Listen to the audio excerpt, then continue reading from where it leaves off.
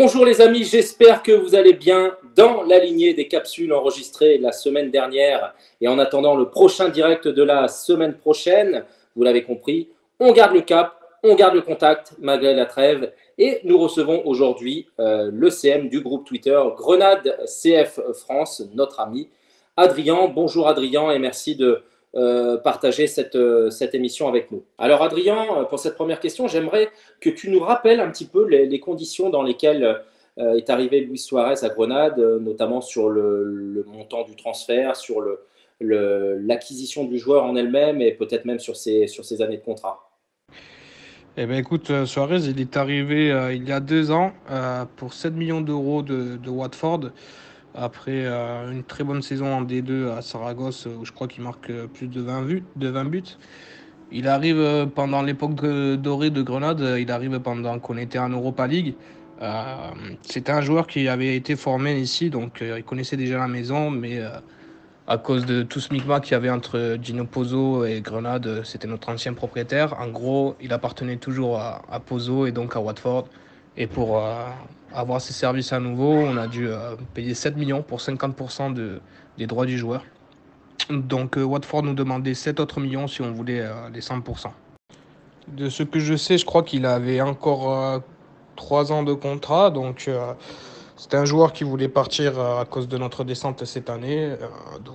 Donc voilà, il y a eu des clubs comme le Séville et Monchi qui étaient très intéressés par le potentiel du joueur. Donc ils voulaient le prendre, mais ils proposaient que 7 millions et Grenade voulait au minimum du coup 10 millions parce que sa clause du coup à cause de la descente elle était à 12,5 millions.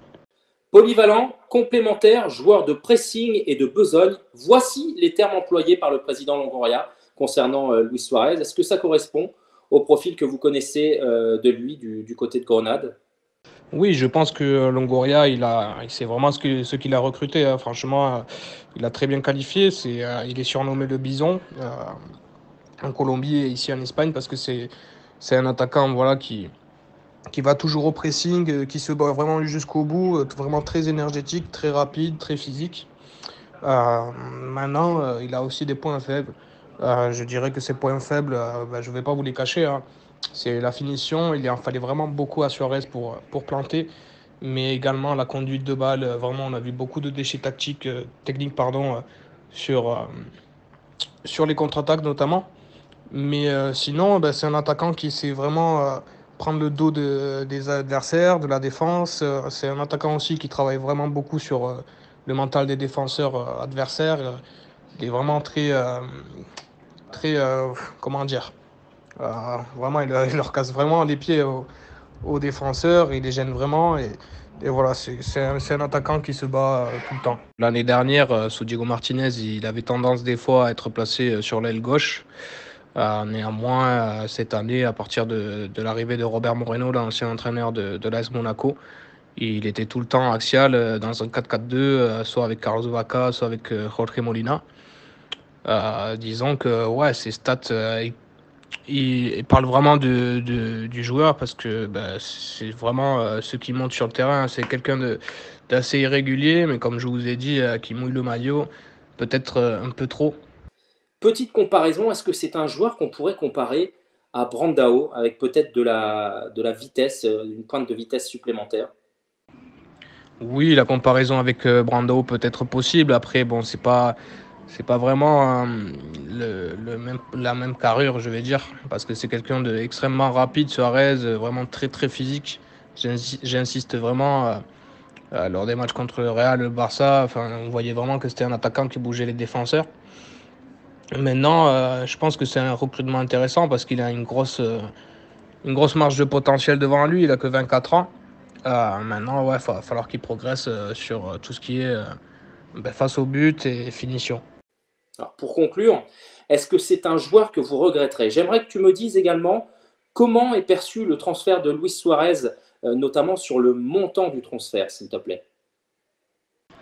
Franchement, je pense qu'avec Luis Suarez, je ne vais pas parler de flop, mais je pense qu'on peut avoir un goût d'inachevé étant donné qu'il était revenu ici avec vraiment le statut de promesse du centre de formation qui avait réussi ailleurs et qui pouvait franchement beaucoup réussir ici. Et ça n'a pas du tout été le cas. Il y a eu même des problèmes avec l'afición, tout ça, où voilà, il est sorti de sa bagnole, il commençait à mal parler aux fans et tout. Ça s'est très mal fini entre Suarez. C'est un joueur vraiment qui avait du mal sous pression vraiment à finir. Si vous pouvez voir le match contre Alaves sur El Dia Después, il y a vraiment une chronique sur lui et tout, comment il avait du mal. Il n'arrivait pas à tenir sous la pression. Mais je ne pense pas qu'on va le regretter Suarez, étant donné qu'on a pris un très beau chèque. Hein. Franchement, à Grenade, c'est très très bien vu. C'est vu comme une très bonne réussite de la direction sportive d'avoir pu vendre Suarez pour 11 millions plus des bonus. Quoi. Étant donné que Séville, par exemple, Monchi, il donnait que 7 millions. Il faut savoir aussi le contexte que Suarez était passé en tant que deuxième attaquant face à un attaquant vétéran, certes, qui a du ballon comme Molina, mais qui a tout de même 40 ans. Quoi. C'est pour ça que Suarez, d'un côté, c'est une très bonne vente.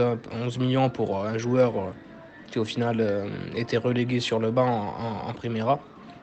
Après, voilà, comme je vous ai dit, c'est un joueur qui, vraiment, son jeu est fait pour la Ligue 1, de par son physique, etc. Et qui, peut-être, peut faire une plus-value à l'OM, qui peut rejoindre un gros club, hein, on ne sait pas. Tu peux peut-être me signifier et nous dire aussi si les 11 millions, bonus compris, si j'ai bien, si j'ai bien entendu, correspondent à la moitié des joueurs ou à l'intégralité. Est-ce que l'Olympique de Marseille se paye bien l'intégralité, les 100% des droits du joueur, contrairement à Grenade, hein, qui n'en possédait que la moitié? Non, petite précision du coup, c'est pas du tout ce qu'on croyait parce qu'en fait en France il n'y a pas droit à la copropriété. Et du coup, comment ils ont résolu ça? En fait, c'est très simple. Grenade a donc vendu pour 11 millions plus bonus, parce qu'à ce qui paraît, il y a des bonus dedans. Et 30% des 11 millions vont à Watford. Du coup, l'OM a bien le 100% sur le joueur.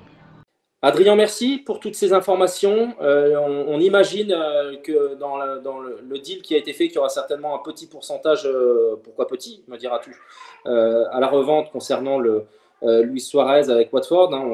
On se rappelle évidemment de dossier Pape Gay en cours entre les deux clubs, et notamment avec le joueur. Tu nous as rappelé le profil de Luis Suarez, hein, un profil besogneux hein, qui n'hésite pas à aller au pressing, et évidemment dans la lignée de ce que Igor Tudor demande. Par contre, c'est vrai qu'il aura du mal à supporter la pression du Vélodrome s'il ne fait pas d'effort là-dessus, et c'est là-dessus, à mon avis, qu'il faudra performer. En tout cas, merci à toi, merci d'avoir pris le temps de partager cette émission avec nous, et merci de cette information concernant le pourcentage. Et vous l'avez compris, l'Olympique de Marseille obtient 100% des droits du joueur avec un montage financier à la clé.